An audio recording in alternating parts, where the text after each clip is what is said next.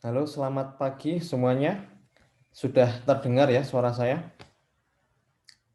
Pagi, Pak. Oke ya, oke terima kasih. Sudah datang tepat waktu, sudah hadir tepat waktu. Saya ucapkan terima kasih. Oke, kita untuk di week ke-6 ya ini. Di week ke-6 ini kita akan bahas tentang materi networking ya.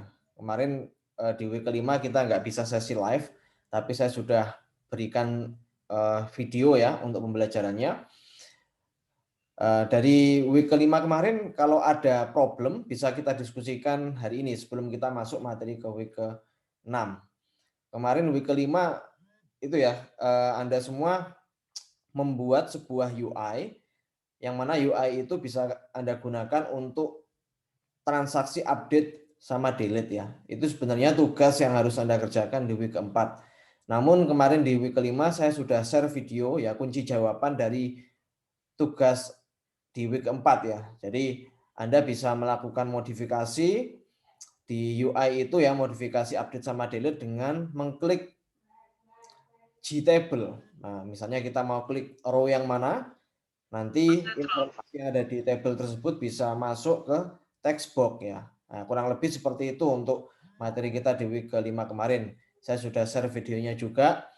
Dan sebelum saya masuk materi ke week ke-6, silahkan kalau ada problem ya, kita bisa diskusi. Errornya di mana nanti kita diskusikan, nanti sampai ketemu solusinya seperti apa, nanti bisa kita lihat satu persatu. Oke, dari teman-teman semua ini ada kesulitan nggak dari materi week ke-5 kemarin?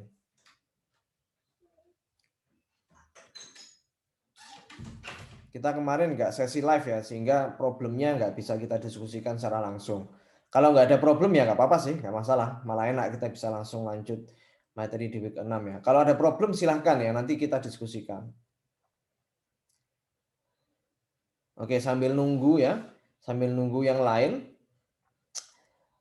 Kalau ada pertanyaan silakan ya, nanti kita diskusikan.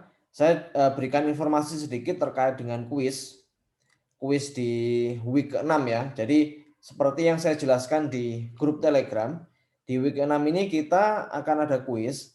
Kuisnya itu multiple choice, ya modelnya multiple choice ya. Itu nanti kita laksanakan secara bersamaan dengan KP yang lain pada hari Sabtu besok jam 10 ya. Kalau ada yang berhalangan, silakan informasikan ke saya.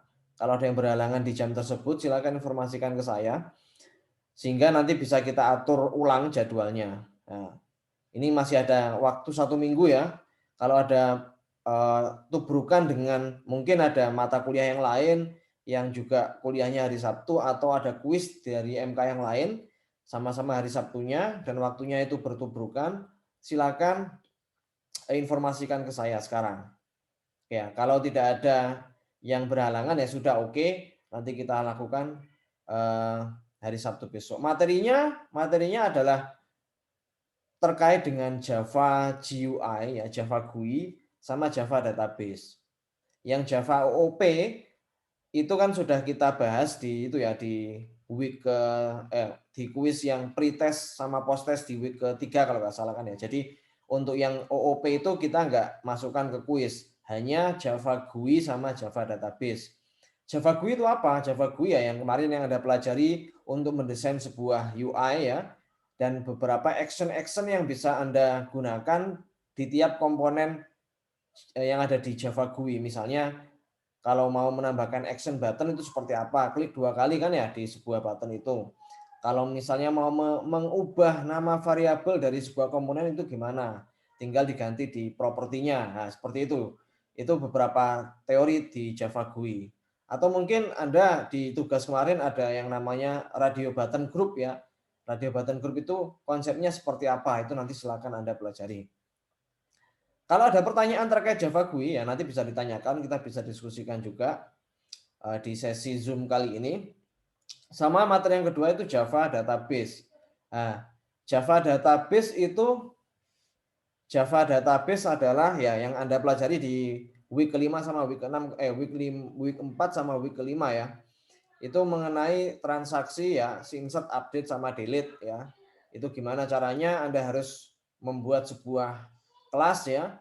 kelas yang merepresentasikan dari tabel yang ada di database. Di dalam kelas tersebut minimal ada method get connection ya, misalnya kayak gitu. Dan juga di dalam method get connection itu Anda bisa lihat di dalamnya ada beberapa baris code ya yang Anda gunakan untuk mengkoneksikan program Anda ke database. Misalnya Anda harus mengisi connection string-nya ya, connection string-nya harus minimal ada apanya saja. Misalnya ada IP address dari server komputer di mana database itu berjalan, username-nya apa, password-nya apa, sama database yang dimaksudkan itu yang mau dikoneksikan namanya apa. Itu minimal kalau kita membuat connection string.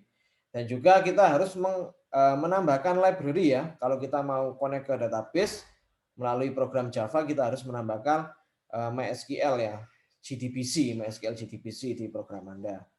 Nah, seperti itu, kurang lebih seperti itu. Ya, silakan nanti Anda pelajari teorinya, karena ini multiple choice, sehingga ya Anda harus tahu teorinya. Kalau praktisnya ya Anda bisa kerjakan di tugas-tugas yang sudah kita berikan kemarin. Nah, seperti itu ya. Sampai sini ada pertanyaan, ini ada pertanyaan. Maksimal waktu untuk memberi kabar ya. Saya kasih waktu sampai dengan hari Selasa besok pukul 12.30 ya. Saya kasih waktu 1 hari untuk menentukan kira-kira bisa atau enggak dengan alasan yang masuk akal ya. Kalau alasannya tidak masuk akal, misalnya ada janjian dengan teman gitu, ya Anda utamakan itunya dulu ya, kuisnya dulu. Nanti jalan-jalannya, weekendnya ya setelah kuis. Kan kuisnya nggak lama, mungkin 1 jam aja. 50 menit lah, maksimal 50 menit. Atau sampai 50 sampai 60 menit. Soalnya cuma 15. Sedikit ya, soalnya 15. Sedikit itu ada plus minusnya. Kalau Anda bisa jawab semua ya otomatis nilai Anda maksimal 100. Tapi kalau Anda salahnya banyak ya, ya nanti nilai Anda tidak bisa maksimal. Oke ya. Jadi usahakan luangkan waktu hari Sabtu jam 10. Kenapa kok hari Sabtu? Karena memang kita nggak bisa menemukan jadwal yang mana semua KP itu bisa secara serentak kuis ya, mengadakan kuis. Karena kalau kuisnya tidak kita lakukan secara serentak, ya nanti soalnya bisa bocor.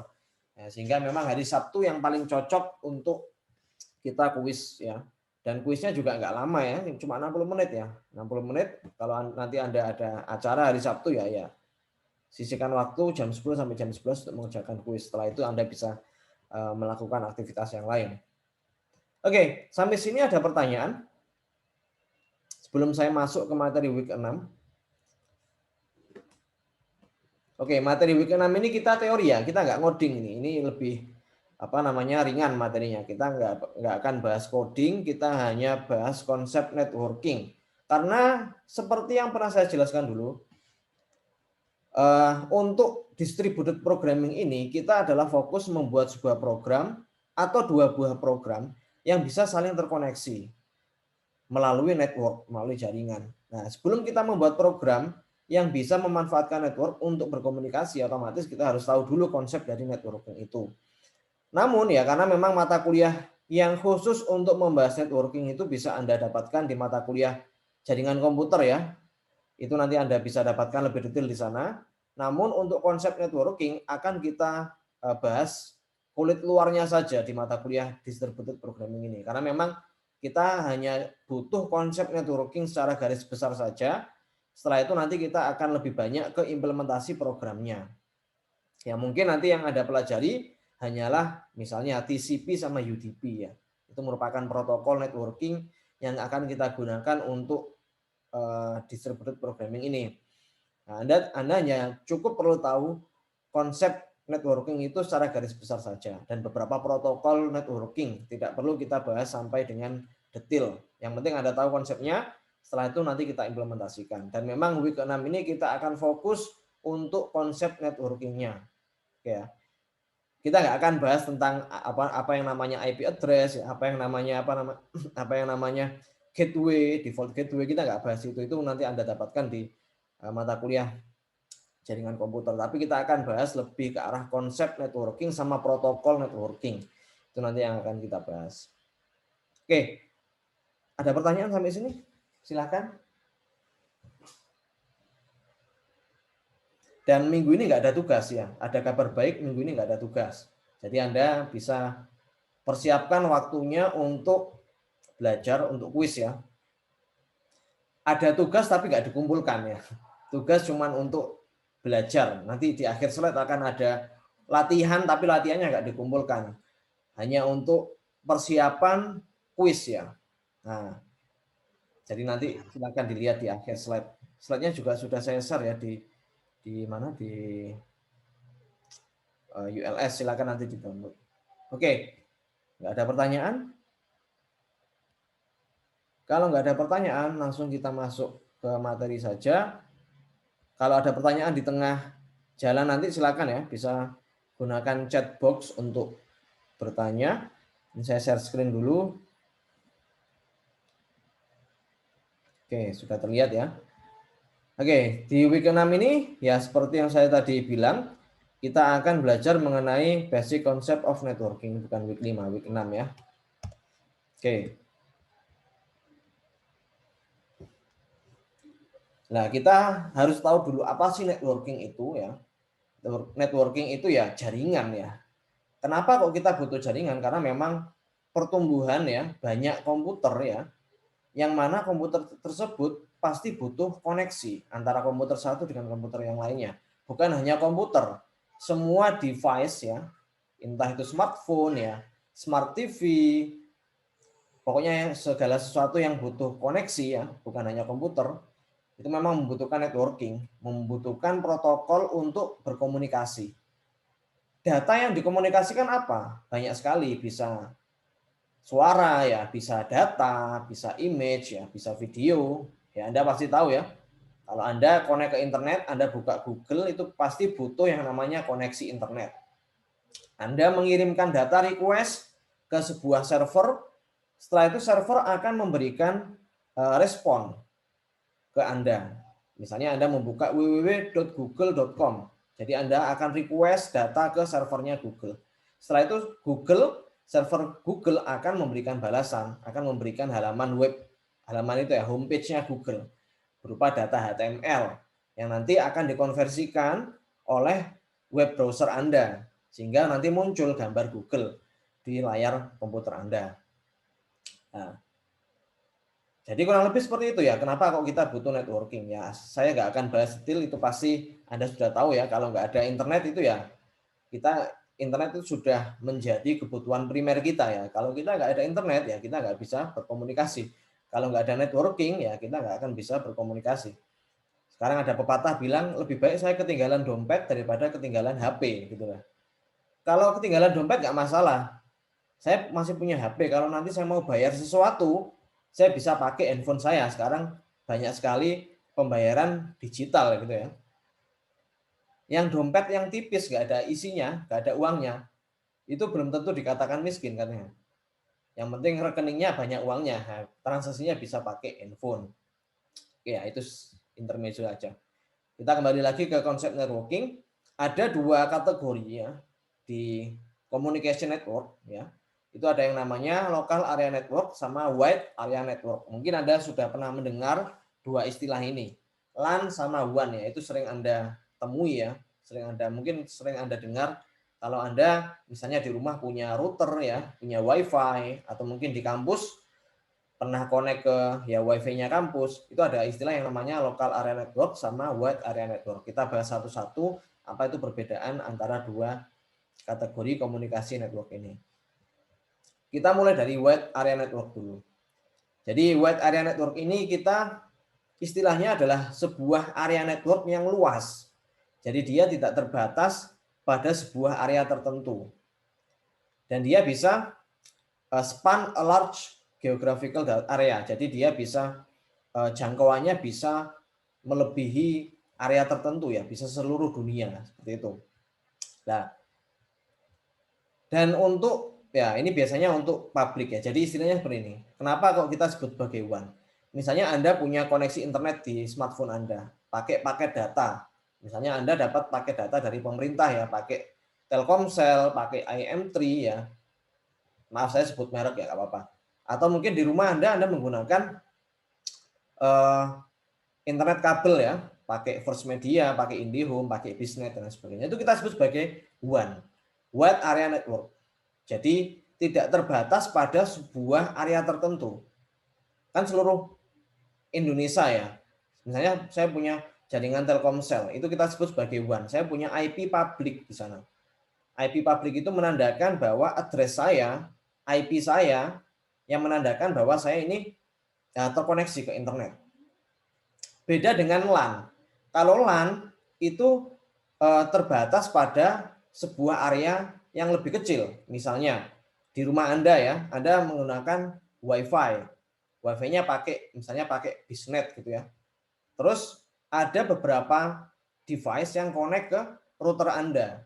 Nah, device-device tersebut bisa saling komunikasi, tapi menggunakan local area network. Jadi dia punya yang namanya IP private. Bedanya kalau WAN ini kita punya IP public, kalau LAN kita punya IP private. Biasanya kalau LAN itu diawali dengan IP-nya 192.168.1. sekian. Kalau WAN ini IP public, IP-nya bisa bermacam-macam, tergantung area kita di mana. Bedanya adalah kalau WAN ini koneksinya ya koneksi data provider yang kita punya, ya kan? Bisa pakai First Media ya, kalau misalnya internet kabel di rumah ya bisa First Media, IndiHome itu WAN. Atau kalau Anda menggunakan data package di smartphone Anda, ya kan? Misalnya Telkomsel, ya kan? IM3 itu WAN. Kalau LAN ini ya lokal dia, networknya lokal. Walaupun misalnya komputer Anda terkoneksi ke sebuah router, tapi routernya tidak terkoneksi ke WAN. Jadi dia nggak punya akses internet. Apakah bisa komputer yang ada dalam satu area, ada dalam satu lokal area network berkomunikasi? Bisa. Yang penting dia terkoneksi ke sebuah router. Karena dia punya IP private kan ya. Jadi dia bisa saling terkomunikasi walaupun tanpa memiliki akses ke internet. Nah, itu bedanya LAN sama WAN. Kalau misalnya di kampus ya kita sudah 1 tahun nggak masuk kampus. Kalau Anda tahu di kampus misalnya Anda connect ke wifi-nya Ubaya, ya itu kita sebut sebagai LAN. Jadi semua device yang terkoneksi ke LAN itu dia hanya punya satu IP public. IP publiknya ya miliknya providernya yang di langganannya Ubaya. Saya nggak tahu pakai internetnya pakai apa ya. Nah itu IP publiknya satu, tapi dari IP publik satu itu kita punya banyak IP private di dalam satu jaringan LAN. Nah, kurang lebih seperti itu ya. Oke, ya ini internet ya. Nah, saya kira sudah tahu semua apa itu internet. Jadi saya nggak akan jelaskan lebih detail ya. Dulu misalnya Anda tahu belajar sejarahnya internet, dulu itu data dikirimkan ya. Dulu itu kalau nggak salah sejarahnya internet itu waktu ada perang ya. Perang World War I atau World War II, saya kurang hafal. Jadi dia itu ada sebuah operasi untuk mengirimkan sebuah message ya antar pasukan, yaitu menggunakan ARPANET ya. Dulu istilahnya ARPANET. Nah, sekarang grow berkembang jadi sebuah internet yang sekarang kita bisa gunakan untuk mengakses apapun. Oke ya, ini konsepnya seperti ini antara WAN sama LAN ya. Misalnya ini kan WAN ya, ini internet provider yang kita gunakan. Ya kan ini internet provider yang kita gunakan. Antar WAN ini bisa saling terkoneksi.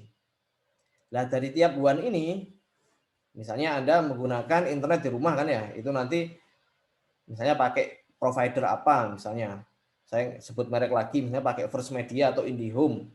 Itu IndiHome-nya sama First Media-nya kita sebut sebagai WAN. Nah, dari situ kita punya router. Nah, router ini di dalam rumah Anda misalnya menggunakan banyak device connect ke router ini. Nah, itu kita sebut sebagai LAN. Di dalam rumah Anda kita sebut sebagai LAN. Begitu juga untuk misalnya ada building atau ya office ya. Dia punya satu WAN ya, provider internet. Nah, di dalamnya ada LAN-nya di area lokalnya. Oke. Jadi konsepnya seperti itu antara WAN sama LAN ya. Ada juga yang namanya web server sama web browser. Apa itu web server? Ya, web server adalah sebuah service yang bisa digunakan untuk tempat sebuah aplikasi web ya. Ya, misalnya kita bicara web server ya, kalau Anda menginstall XAMPP SAM itu ada yang namanya Apache ya. Apache Web Server. Itu kita sebut sebagai web server. Jadi sebuah penyedia layanan untuk tempat ditaruhnya sebuah aplikasi web, ya kan. Ada juga yang namanya web browser. Web browser itu ya aplikasi yang kita gunakan untuk mengakses web server. Ya, Anda menggunakan Google Chrome ya, Firefox itu web browser. Web servernya apa ya? Web servernya tergantung dari aplikasi internet yang Anda akses. Kalau Google pakai apa ya? Saya kurang tahu. Silakan diakses sendiri, dicari sendiri. Kalau web servernya Google pakai apa? Pakai lainnya apa? Itu ada. Nah ini ada ya mungkin ada tahu juga yang namanya domain name system DNS ya. Itu yang sebuah IP ya. Itu kita integrasikan dengan domain name system. Misalnya Anda mengakses www.google.com, itu kita sebut sebagai DNS ya. Tapi sebenarnya Anda bukan mengakses www.google.com, tapi IP. Ada IP di balik domain name www.google.com. IP-nya berapa? Ya, tergantung ya. Bisa berubah-ubah. Misalnya Anda mengakses www.youtube.com. Yang Anda akses bukan YouTube-nya sebenarnya. YouTube itu cuma domain name-nya, DNS-nya. Di balik itu ada sebuah IP dari web servernya.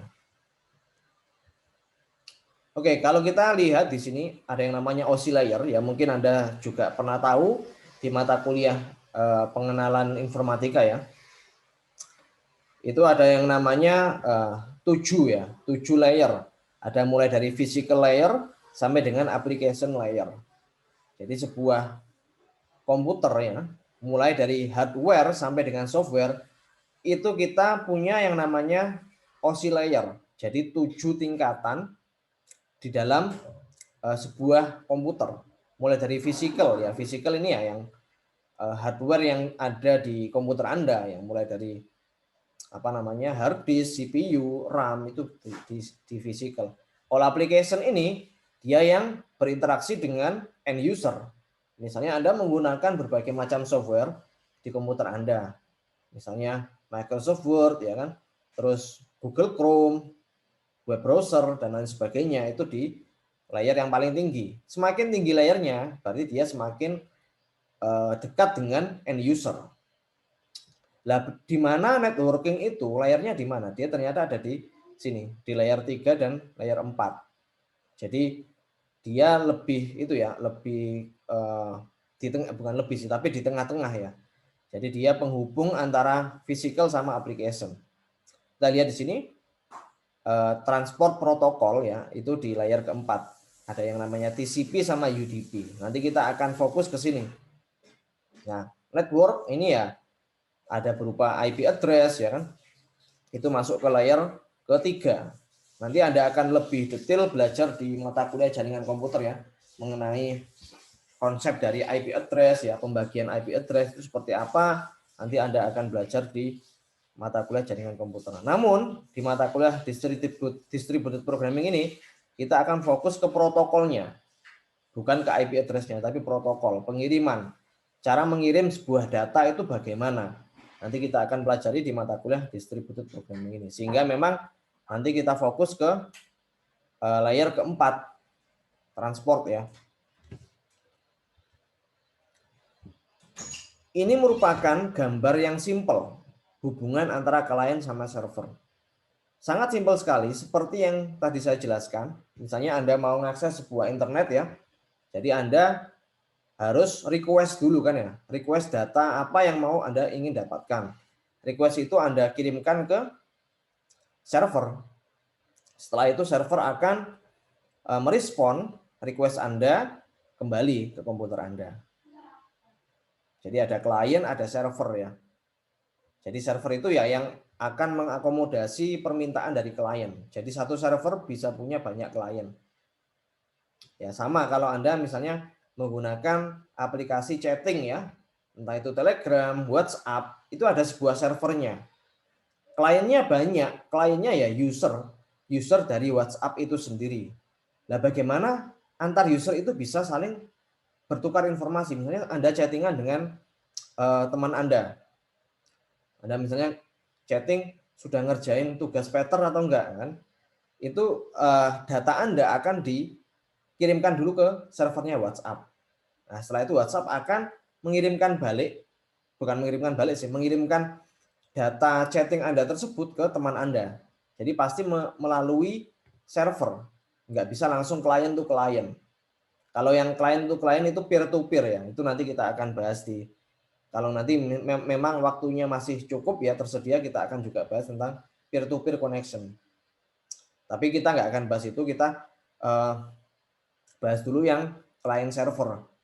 Jadi kalau kita mau berkomunikasi, entah itu antar klien, kita harus melewati server dulu. Jadi server itu ibaratnya itu ya, apa ya istilahnya ya, dia yang akan mengakomodasi segala sesuatu atau segala transaksi dari klien. Karena kita konsepnya client server, bukan client to client. Oke. Nah, kita masuk ke protokol pengiriman data. Itu ada yang namanya TCP sama UDP. TCP singkatan dari Transmission Control Protocol. Kalau UDP ini User Datagram Protocol. Kita mulai dari yang TCP dulu. Nah, ini TCP itu ada istilah ya yang sering kita gunakan untuk TCP connection. Kita sebut sebagai three ways handshake.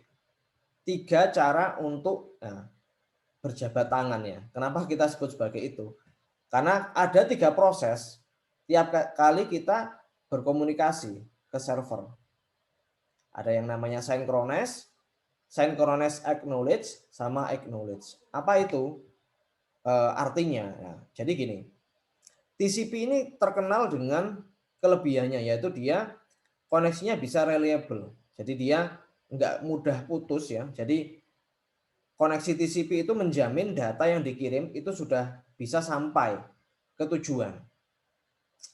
Sehingga memang untuk memastikan bahwa data yang kita kirimkan itu sampai dengan tujuan, kita menggunakan three ways handshake, 3 cara ini. Yang pertama synchronize. Jadi gini, tiap kali ya klien mengirimkan data ke server, dia akan bilang dulu ke server. Jadi dia synchronize dulu. Nah, jadi dia kirimkan dulu ke server. Apakah kamu bersedia untuk berkomunikasi dengan saya? Ya kan? Jadi kliennya bilang dulu ke server, kamu available nggak untuk berkomunikasi dengan saya? Itu langkah yang pertama.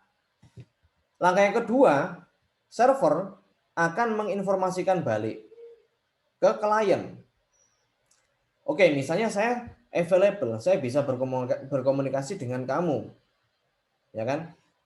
Apa bedanya dengan acknowledge? Kan ini ada sign sama acknowledge kan. Jadi ibaratnya acknowledge itu persetujuan. Oke, saya setuju gitu loh. Saya sudah menerima permintaanmu. Kalau synchronize ini informasinya. Oke, nanti saya akan lebih detailkan, nanti ada simulasinya.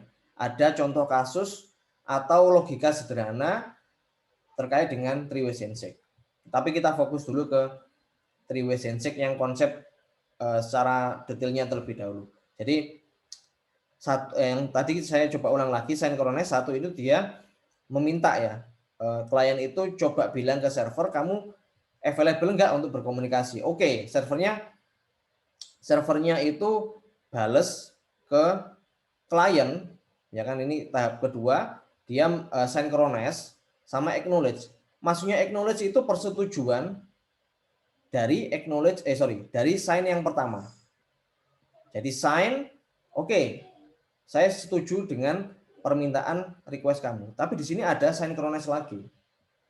Nah, synchronize ini server juga bilang ke klien, oke Kak, saya setuju untuk berkomunikasi dengan kamu. Terus apakah kamu juga setuju berkomunikasi dengan saya? Ya kan? Itu tahapan yang kedua. Yang ketiga, oke, saya juga setuju berkomunikasi dengan kamu. Jadi ada 3 tahapan. Untuk lebih mudahnya, ini saya coba implementasikan atau coba permudah penjelasannya. Ada yang namanya, mungkin Anda pernah dengar, two army issue. Ada yang bilang two army issue, ada yang bilang two general issue. Ini Anda juga bisa nanti searching. Ini merupakan permasalahan problem di networking. Jadi seperti ini, ceritanya adalah seperti ini. Kita punya dua macam army, Blue Army sama White Army. Ini ada Blue Army 1 sama Blue Army 2. Rencananya Blue Army 1 sama Blue Army 2 ini mau menyerang White Army. Ini ibaratnya dia di gunung, terus White Army-nya di lembah, Blue Army yang kedua ini juga di gunung. Dia mau nyerang White Army-nya. Kita bisa hitung di sini. White Army-nya ada 3. Blue Army-nya ada 4. Kalau Blue Army 1 sama Blue Army 2 sama-sama menyerang White Army di lembah, pasti dia akan menang, gitu kan ya. Lah bagaimana caranya? Jadi Blue Army 1 sama Blue Army 2 ini nggak tahu. Maksudnya nggak tahu gimana. Dia tuh harus sama-sama setuju, sama-sama berencana untuk menyerang White Army yang ada di lembah. Kan harus nyerangnya kan bareng kan ya. Nggak mungkin nyerangnya ini pagi, ini nyerangnya siang ya kan. Ya nanti sama-sama mati. Sama-sama dibunuh sama White Army. Ya gimana biar kompak Blue Army 1 sama Blue Army 2 ini bisa menyerang White Army dalam waktu yang bersamaan. Otomatis ya kan Blue Army ini harus beritahu dulu kan ya. Dia harus Blue Army 1 ini harus salah satu harus memberitahu Blue Army 2. Lewat mana? Ya, lewat lembah ini. Tapi coba kita analisa seperti ini. Blue Army 1 tuh diam-diam dia. Diam-diam mau memberitahu Blue Army 2 untuk nyerang White Army. Jadi kan gini, dia harus synchronize dulu ke Blue Army 2. Perwakilan dari Blue Army 1 menemui Blue Army 2. Ayo kita nyerang besok pagi jam 10. Ya anggap saja Blue Army itu dia menyamar sebagai seorang yang ya invisible ya, nggak kelihatan ya. Dia bisa melewati White Army. Nah, jadi Blue Army itu harus komunikasi dulu. Itu masuk ke sini, synchronize. Nah, tapi kan ada kemungkinan. Ada kemungkinan Blue Army itu ketahuan sama White Army. Jadi dia mati di tengah jalan. Ada kemungkinan kayak gitu kan ya. Oleh karena itu, ini ada yang namanya acknowledge di tahapan yang kedua. Maksudnya adalah nanti Blue Army 1, grup yang ada di Blue Army 1 itu, dia harus memastikan bahwa Blue Army yang tadi saya suruh untuk mengirimkan message ke Blue Army 2, itu memang benar-benar sudah sampai di sana. Kan ada kemungkinan kalau dia ngirim message ke Blue Army 2, terus tadi perwakilannya, tadi messengernya tiba-tiba nggak balik lagi, kan mati kalau gitu kan ya. Jadi acknowledge itu semacam kayak, oke, saya sudah menerima pesan kamu gitu loh. Memberitahu ke Blue Army 1 bahwa oke, tadi perwakilan kamu itu sudah kembali. Sudah mengirimkan pesan ke saya. Nah, ini acknowledge ini itu ibaratnya itu ya, tadi Blue Army yang sudah disuruh untuk mengirimkan pesan itu sudah kembali ke dia. Sudah kembali ke sini lagi. Ya kan? Oh, ternyata memang saya yakin bahwa Blue Army yang kedua itu sudah menerima pesan dari Blue Army ke-1. Tapi ada tapinya lagi. Ada tahapan yang ketiga. Blue Army 2 kan juga mikir, tadi yang sudah mengirimkan pesan ke saya itu sudah kembali sampai tujuan sampai tempatnya dengan selamat atau enggak sih? Nah, itu ada yang namanya acknowledge yang kedua, tahapan ketiga. Jadi istilahnya itu kayak saling konfirmasi gitu loh. Misalnya tadi Blue Army yang ke-1 dia datang ke Blue Army kedua, dia selamat ya. Oke. Kita mau nyerang White Army besok pagi. Jam 10. Kamu kembali ke tempat kamu. Oke, saya kembali. Nah, di tengah jalan dia sudah sampai sini. Bilang, Blue Army 2 sudah menyetujui kalau kita mau menyerang besok pagi. Tapi Blue Army kedua kan belum bisa memastikan apakah Blue Army 1 tadi sudah sampai ke tempat tujuannya dengan selamat kan ya. Terus gimana langkah selanjutnya? Ya, langkah selanjutnya kalau kita logika, tadi Blue Army 1 harus kembali lagi ke Blue Army 2 kan ya. Oke, Blue Army yang 1 tadi sudah sampai, kita nyerang besok pagi. Jadi kayak looping nggak selesai-selesainya kan gitu ya. Tapi istilahnya itu anggapannya saling konfirmasi. Saya ngirimkan pesan ke Anda, terus Anda harus memberikan konfirmasi ke saya bahwa pesan yang sudah Anda kirimkan itu sudah diterima. Ya sama kayak WhatsApp ya, kalau Anda kirimkan message ke teman Anda, kalau centang 1 berarti ya sudah terkirim tapi belum kalau centang 1 sudah terkirim ke servernya WhatsApp tapi belum terkirim ke teman Anda kan ya. Kalau centang 2 sudah terkirim. Jadi kayak konfirmasi itu, saling konfirmasi. Nah, kenapa TCP itu kita sebut sebagai protokol yang reliable? Karena memang ada yang namanya acknowledge. Jadi saling konfirmasi bahwa pesan itu sudah diterima. Jadi ini TCP kelebihannya daripada UDP, dia lebih reliable untuk mengirimkan data. Oke, ini ada beberapa isu, nanti kita skip dulu ini. Yang penting nanti Anda tahu dulu konsep dari TCP. Nah, jadi TCP itu bisa kita gunakan, biasanya kita gunakan untuk FTP ya, untuk secure shell, untuk hypertext transfer protocol, untuk HTTP kalau misalnya Anda menggunakan web browser ya, untuk mengakses sebuah aplikasi web itu protokolnya menggunakan HTTP. Sama kalau misalnya Anda pernah remote komputer ya, remote desktop connection itu pakai TCP juga. Nah, kelebihannya apa sih kalau TCP? TCP kalau kita menggunakan protokol TCP, kita memastikan bahwa data yang kita kirimkan sama data yang kita terima itu sudah benar-benar kita terima. Jadi nggak ada data yang loss, gitu ya. Oke, kita masuk ke UDP dulu. Bedanya dengan UDP, kalau UDP dia tidak ada yang namanya acknowledge. Dia nggak ada konfirmasi bahwa data yang dikirimkan sudah diterima atau enggak. Kalau Anda lihat di sini, ada server sama ada klien. Yang penting server mengirimkan data saja ke klien. Entah datanya itu diterima atau enggak, yang penting sudah dikirim. Nah, itu bedanya. Kalau untuk aplikasinya apa kalau UDP? Ya, yang sering Anda gunakan kalau misalnya Anda menggunakan WhatsApp call atau YouTube misalnya ya. Live stream YouTube atau WhatsApp call. Biasanya kalau yang data yang live stream itu protokolnya menggunakan UDP. Kalau misalnya ada data yang loss, kan Anda nggak bisa mendapatkan data itu kembali. Misalnya Anda menggunakan WhatsApp call, calling dengan teman Anda, terus tiba-tiba koneksi internet Anda mati. Pasti kan ada perkataan teman Anda yang tidak Anda terima. Karena memang kita menggunakan protokol UDP. Jadi dia tidak memastikan bahwa data yang dikirim itu benar-benar diterima. Sama kalau Anda menggunakan live stream di YouTube ya. Kita nggak bicara streaming kalau kita nggak bicara kalau bukan live stream. Kalau live stream misalnya, Anda misalnya koneksi internet Anda bermasalah ya, Anda ada data atau package yang loss, nggak bisa Anda terima. Tapi apa sih kelebihannya UDP? Kalau kelebihannya UDP itu dia lebih memori yang digunakan untuk pertukaran data lebih kecil dibandingkan TCP. Karena memang TCP ada yang namanya acknowledge tadi. Memastikan bahwa data itu dikirim dengan data dikirim dan diterima dengan utuh gitu kan ya, nggak ada pakai data yang loss. Pasti dia membutuhkan memori yang lebih banyak. Nah, ini Anda bisa lihat.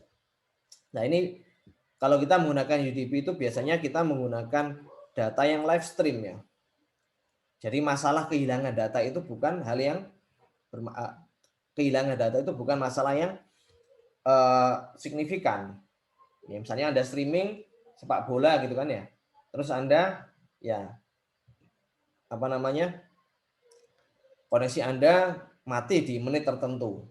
Ya udah kan hilang data itu. Nggak masalah.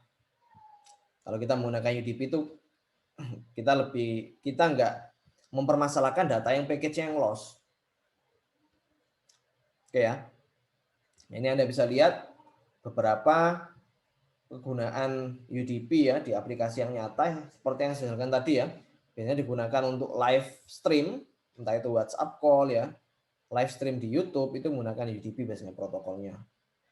Karena memang kalau live stream itu butuh kecepatan data dan memori yang lebih minimal.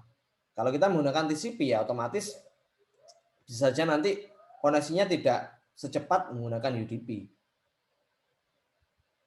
Oke ya. Jadi ini perbedaan TCP sama UDP. Ada yang namanya connection oriented. Kalau UDP ini connection loss istilahnya. Kalau TCP confirm service seperti yang saya sebutkan tadi, dia ada acknowledge proses. Nah, UDP ini unconfirmed service karena dia nggak ada acknowledge-nya. Nah, ini header-nya tiap kali kita mengirimkan data itu butuh memori 20 bytes. Sedangkan UDP ini header-nya cuma 8 bytes. Ya, kita bisa lihat di sini, UDP lebih ringan, protokolnya lebih ringan memori. Sehingga memang koneksi atau pertukaran data yang live stream biasanya kita menggunakan yang UDP. Oke, sampai sini ada pertanyaan terkait TCP sama UDP. Jadi istilahnya saya coba ulang lagi ya, mungkin ada sedikit yang miss.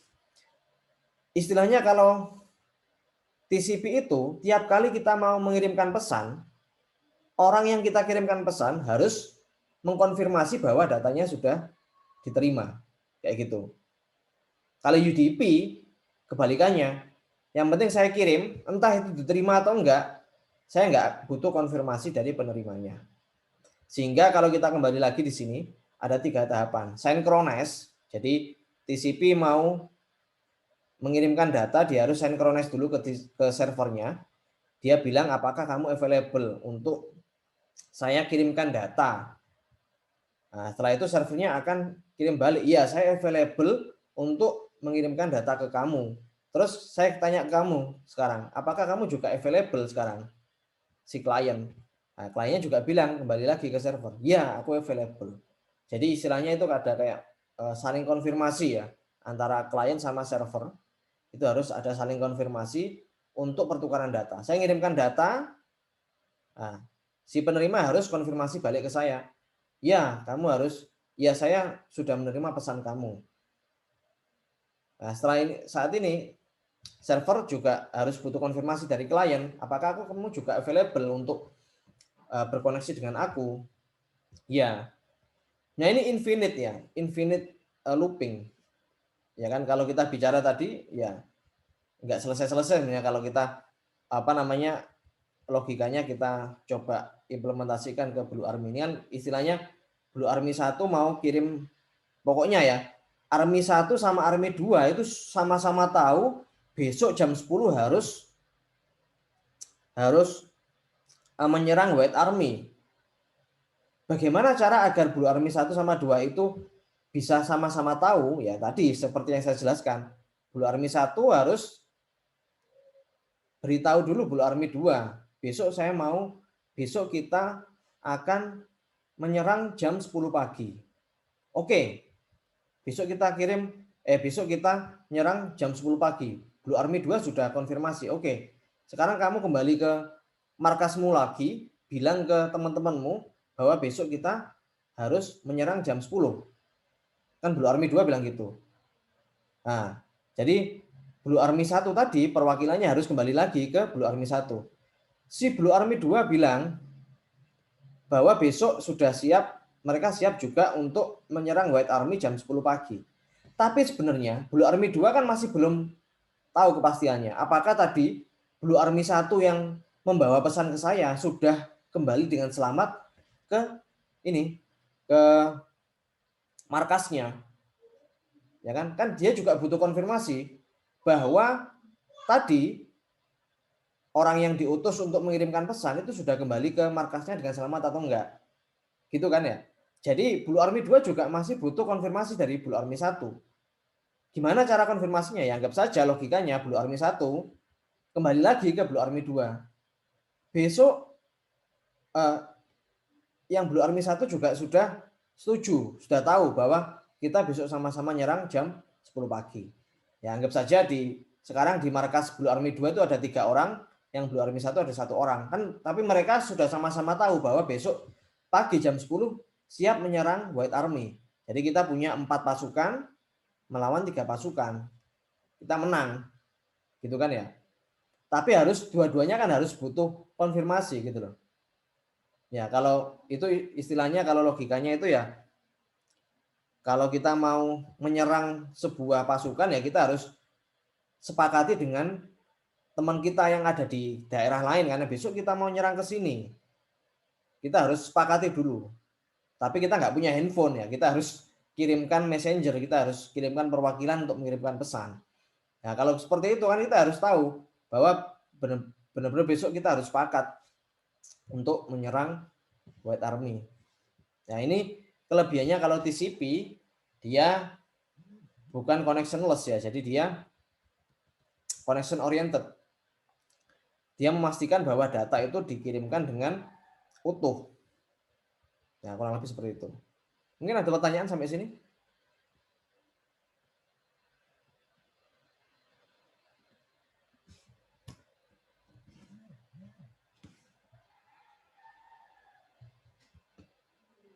Belum ada?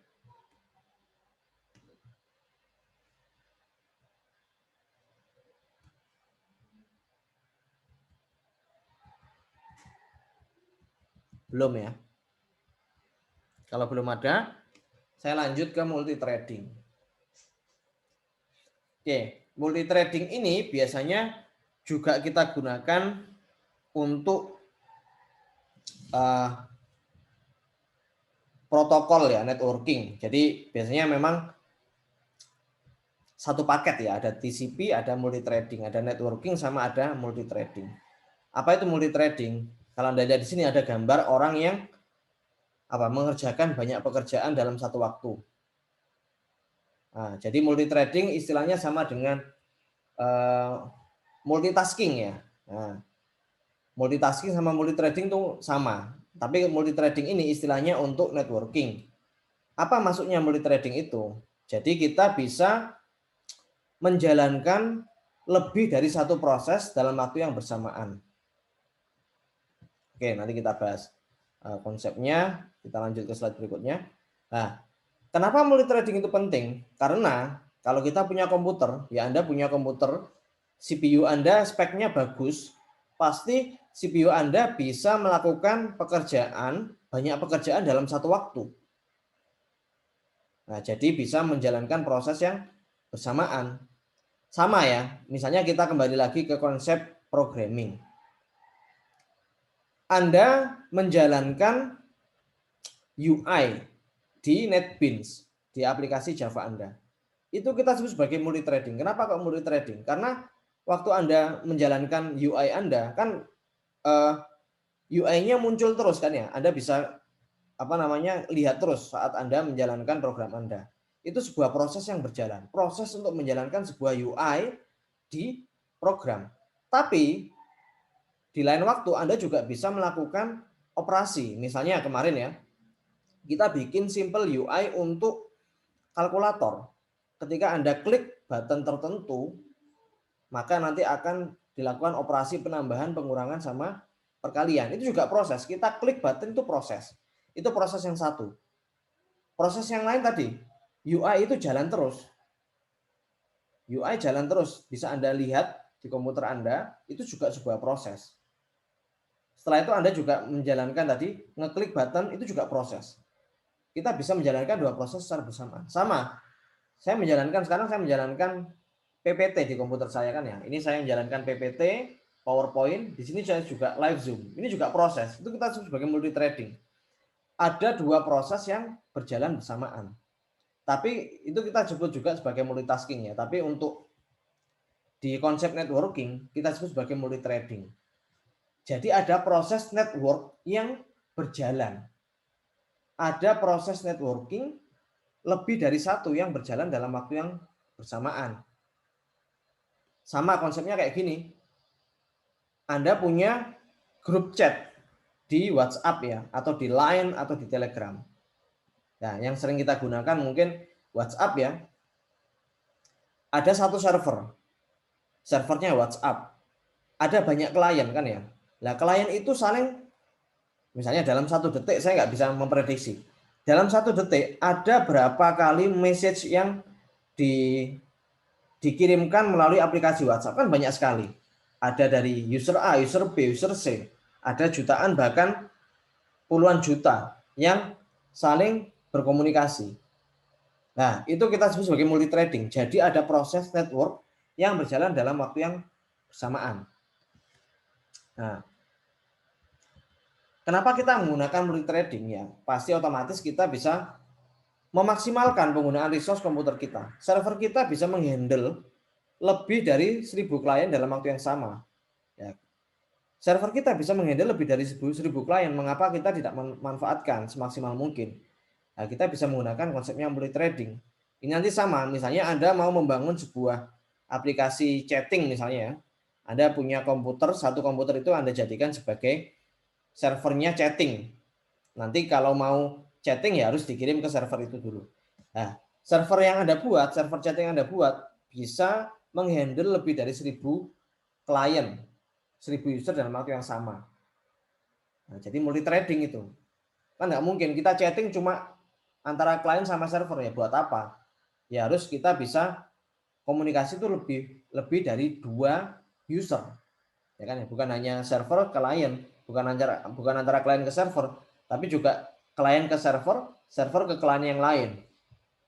Nah, itu kita sebut sebagai multi threading. Nah, kenapa menggunakan multi threading ya? Karena tadi ya, kalau kita komunikasi itu bukan cuma 1-2 orang, 1-2 user, tapi lebih dari 2 user, ribuan bahkan jutaan. Oke, ini yang tadi saya jelaskan tadi ya. Kita menjalankan UI ya, itu juga kita sebut sebagai multi threading. Nah, nanti kita lihat ya, teorinya mungkin mudah ya. Kita belajar teori tadi, oh ternyata TCP itu konsepnya kayak gitu. Nah, bagaimana programmingnya ya belum tentu nanti semudah dengan teorinya. Anda bisa lihat teorinya ada anjing makan berbaris ya. Nanti praktikalnya gimana ya? Saya nggak bilang nanti konsep networking itu nanti kalau kita terapkan di coding itu ribet atau susah, enggak ya. Yang penting Anda tahu konsepnya. Kalau Anda tahu konsepnya pasti nanti implementasinya akan lebih mudah. Ya, oleh karena itu memang saya tadi jelaskan konsepnya dulu. Tapi nggak usah khawatir kalau nanti Anda masih bingung dengan konsepnya. Nanti minggu depan waktu kita bahas codingnya, nanti akan saya coba simulasikan, saya coba nanti implementasikan, hubungkan kembali dengan konsepnya. Sehingga nanti kalau Anda coding itu bukan menghafal, tapi tahu konsepnya. Kalau levelnya masih menghafal nanti ya, nanti kalau bertemu case tadi yang berbeda nanti Anda bingung codingnya gimana. Nah, actualnya ya saya usahakan ya kita nanti berusaha teori sama actualnya juga sama-sama rapi kayak gini ya. Jadi nggak ada kesulitan waktu implementasi. Oke, mungkin sampai sini ada pertanyaan. Yang Anda perlu hafalkan bukan codingnya, tapi konsep sama teori. Itu juga bukan dihafal sebenarnya, tapi dipahami.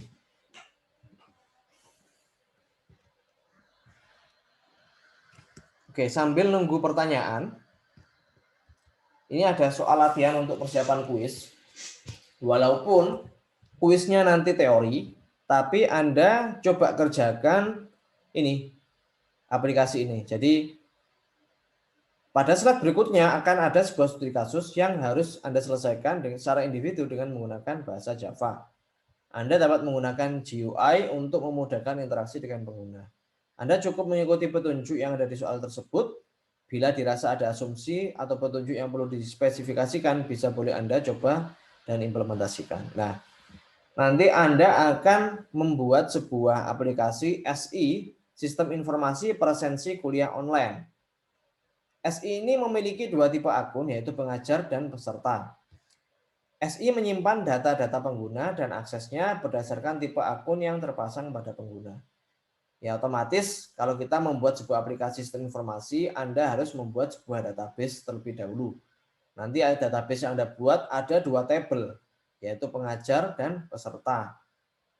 Termin pertama Anda harus melakukan, masing-masing pengguna harus memasukkan username dan password mereka sebagai autentikasi awal. Jadi nanti Anda silakan buat UI yang sederhana. Ya, UI itu nanti ada 2 macam UI. Silakan nanti Anda kreasikan sendiri. Bisa satu login, otomatis itu loginnya satu halaman login bisa untuk pengajar sama peserta. Atau kalau kesulitan boleh membuat 2 buah halaman login. Terserah ya. Nah, nanti kalau sudah berhasil login, misalnya yang login itu pengajar, nanti akan diarahkan ke sebuah halaman yang menampilkan tabel seluruh mahasiswa yang ada di dalam database. Jadi kalau misalnya, bentar, oh ini keliru ya. Ini bukan mahasiswa tapi pengajar. Karena tadi loginnya sebagai pengajar. Nah, nanti kalau loginnya sebagai pengajar, berhasil login nanti bisa melihat daftar pengajar yang ada di tabel pengajar. Kalau sebagai peserta, ya. Oh, sorry. Ini tadi benar sih pengajar ya, mahasiswa ini. Jadi nanti Anda hanya perlu satu tabel mahasiswa saja. Ya kan? Kalau nanti loginnya sebagai pengajar, dia bisa melihat seluruh daftar mahasiswa yang ada di tabel mahasiswa. Kalau sebagai peserta, sama yang ditampilkan juga seluruh mahasiswa, namun kecuali dirinya. UI-nya gimana? Silakan Anda kreasikan sendiri. Nah, silakan dicoba dalam waktu 40 menit. Tapi nggak harus 40 menit sih.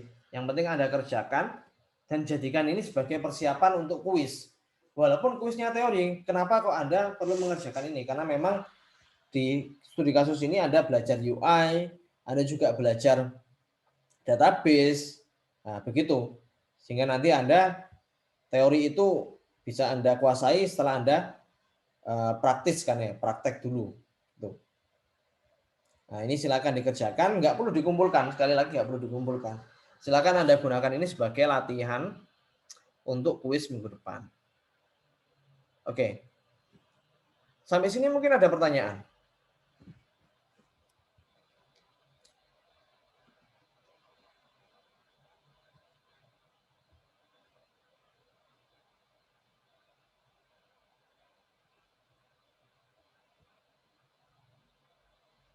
Ada pertanyaan mungkin?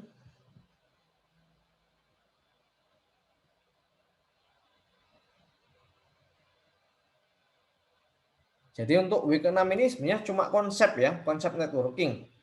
Jangan khawatir, nanti kalau masih belum 100% paham konsepnya, nanti silakan dilihat video yang akan saya share. Ini videonya saya record ya. Perkuliahan kita hari ini saya record. Nanti saya akan share di grup Telegram seperti biasa. Dan nanti untuk implementasi minggu depan, waktu kita masuk programming, nanti akan saya coba jelaskan kembali konsepnya. Kadang memang ada beberapa, ya bukan cuman mahasiswa, ya, saya sebagai pengajar juga, mungkin konsep itu lebih saya pahami setelah saya praktek ya. Kadang kan ada kayak gitu. Kalau belajar konsep dulu lebih sulit, belajarnya praktek dulu. Itu nanti setelah praktek, oh ternyata konsepnya kayak gini. Ada yang pola berpikirnya seperti itu. Ada juga yang belajar konsepnya dulu. Kalau konsepnya tahu, nanti saya codingnya juga akan tahu. Nah, untuk mengakomodir tipe-tipe pemikiran yang seperti itu, nanti jangan khawatir. Minggu depan, waktu kita belajar networkingnya, implementasi di program, di coding, nanti akan saya coba integrasikan lagi, saya coba hubungkan lagi dengan teori atau konsep dari TCP sama UDP. Oke, ini ada pertanyaan. Oke, dari Sela ini tabel pengajarnya dan peserta ada kolom apa saja. Nah, tabelnya cuma satu ya. Saya tadi sudah revisi. Tabelnya cuma satu, tabelnya mahasiswa. Ini tabelnya mahasiswa. Nah, ini sekali lagi saya coba bilang, Anda harus berpikir kreatif ya. Jangan berpikir, usahakan jangan berpikir apa yang disampaikan oleh pengajar itu yang Anda kerjakan. Ini memang saya nggak menyebutkan kolomnya apa saja. Silakan Anda pikirkan sendiri. Kalau mahasiswa, kira-kira kolom yang ada di tabel mahasiswa apa saja sih? Ya bisa NRP, bisa nama, ya kan? Bebas ya, terserah, bebas. Nanti Anda silakan pikir sendiri apa kolom yang ada di tabel mahasiswa. Tabelnya cuma satu, bukan pengajar sama peserta, tapi mahasiswa saja. Bedanya, kalau saya login sebagai pengajar, saya bisa menampilkan semua data mahasiswa. Kalau sebagai peserta, saya juga bisa menampilkan semua data mahasiswa kecuali saya sendiri. Gitu kan ya? Nah, Itu silakan nanti Anda pikirkan gimana caranya, kan tinggal main query ya sebenarnya. Tinggal main query untuk menampilkan semua data tanpa data saya. Itu kayak apa? Where kan pakai where toh ya. Where apa? Tinggal di query aja, itu kunci jawabannya sudah saya singgung malah. Ini saya coba ajarkan ya, mungkin ini Anda butuhkan.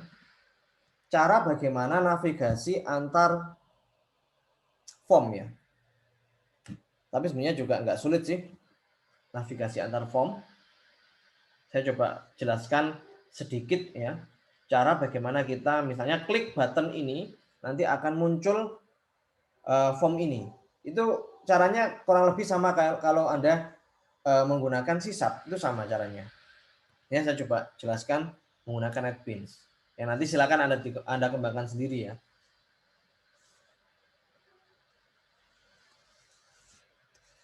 Oke, masih loading ya. Sambil nunggu loading, silakan kalau ada pertanyaan.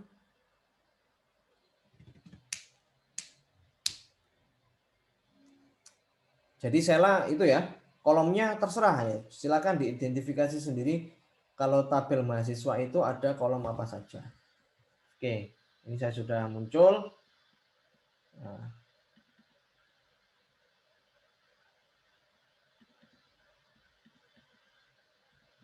Nah, ini misalnya saya punya, ini kelihatan ya, ini saya punya dua kelas ini ya. Dua G-frame. Ini G-frame yang pertama sama G-frame yang kedua. Saya namai new G-frame sama new G-frame 2. Saya pengen di new G-frame.java ini, di UI yang pertama, nanti waktu saya klik G button 1, itu nanti muncul new G-frame 2 itu nanti akan show up ya. Nah, caranya gimana? Caranya mudah sekali. Anda harus pastikan bahwa G-frame yang pertama, new G-frame sama new G-frame 2 itu berada di satu package. Kalau beda di package, kalau berada di package yang berbeda, ya Anda harus tambahkan import package-nya dulu. Nah, misalnya Anda punya dua package dan package yang kedua itu juga ada UI-nya, tapi Anda ingin panggil UI yang ada di package yang kedua, itu harus Anda import dulu. Import nama package-nya apa. Nah, ini aja. Nanti otomatis package kelas-kelas yang ada di package yang kedua itu bisa dikenali di package yang pertama. Nah, ini caranya mudah saja. Ini saya berikan action button, saya klik 2 kali ya. Ini saya cukup menambahkan ini saja. Jadi saya panggil new G-frame 2. Saya buat objek dengan tipe new G-frame 2 ya. Nah, new G-frame 2 X sama dengan new G-frame. X.setVisible saya beri parameter true. Nanti kalau saya jalankan, saya klik button 1, nanti yang new G-frame 2 akan muncul. Nah, gimana close-nya? Ya, close-nya silakan nanti Anda gunakan kreasi Anda gimana caranya untuk close-nya. Saya coba ajarkan untuk yang show-nya saja. Ini saya coba jalankan.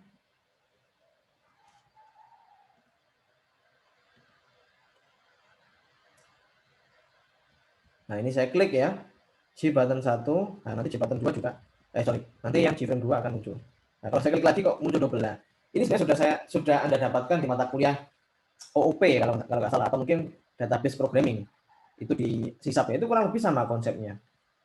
Cuma ya kalau kita ngeklik button ini ya kita create object ini, create object G-frame. Nah, nanti muncul lagi di sini. Ini kita bisa batasi sebenarnya. Oke, kalau saya close ya, close semua. Nah, kurang lebih seperti itu ya. Oke, mungkin ada pertanyaan lagi? Ini silakan Anda mulai kerjakan. Kita masih sisa banyak waktu sebenarnya. Silakan Anda gunakan untuk membuat aplikasi ini. Ya, ini saya nggak akan menyuruh untuk mengumpulkan, tapi bagi 5 mahasiswa yang bisa membuat aplikasi ini dengan cepat ya, silakan nanti di screenshot di komputer Anda masing-masing dan kirimkan di grup Telegram. Nanti 5 mahasiswa tersebut akan saya berikan poin plus. Ya, barangkali nanti kuisnya nilainya jelek ya. Ya, nanti bisa nilainya itu bisa dibuat nilai tambahan. bagi 5 mahasiswa yang cepat dalam mengerjakan ini aplikasi ini. Cukup 5 saja. Nah, silakan Anda kerjakan mulai sekarang, cepat-cepatan ya. UI-nya silakan gunakan kreativitas Anda. Nanti UI-nya yang bagus. Ya, silakan gunakan kreativitas Anda ya, semakin bagus ya semakin oke. Nanti kalau sudah selesai, silakan di screenshot programnya. Misalnya Anda klik button ini ya, login ini, atau jangan di screenshot deh. Kalau screenshot bisa diedit nanti ya. Divideokan ya, program Anda divideokan, pendek saja videonya. Anda rekam, terus Anda upload di Telegram. Nanti 5 mahasiswa itu akan saya berikan nilai keaktifan. Oke, silakan Anda kerjakan, manfaatkan waktu 2 SKS ini untuk mengerjakan tugas ini. Kalau tidak ada pertanyaan, untuk sesi live Zoom-nya saya akhiri, tapi untuk sesi diskusi di Telegram masih saya buka. Nanti kalau ada pertanyaan, silakan Anda tanyakan di grup Telegram. Oke, terima kasih ya atas kehadirannya. Silakan dipersiapkan untuk kuisnya pada hari Sabtu. Tolong dikonfirmasi paling lambat hari Selasa besok. Kalau tidak ada konfirmasi yang berhalangan, jadi saya anggap bisa semua untuk kuis pada hari Sabtu ya, jam 10. Oke, terima kasih. Saya akhiri untuk sesi live Zoom hari ini. Selamat pagi. Terima kasih.